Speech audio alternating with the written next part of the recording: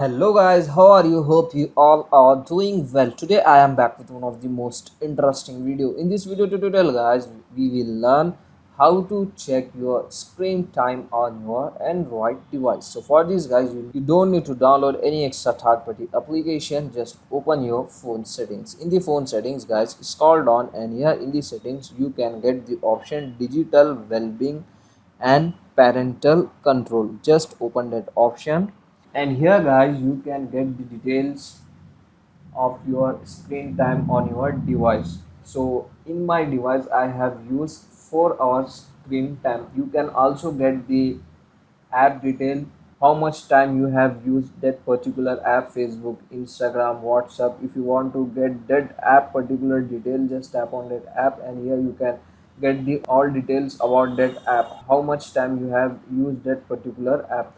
So from here guys you can easily find out your on screen time on your Android device. So that's it for today guys. It's the short and very simple video. Hope you enjoy this. If you enjoy, please guys don't go back without like, share and subscribe.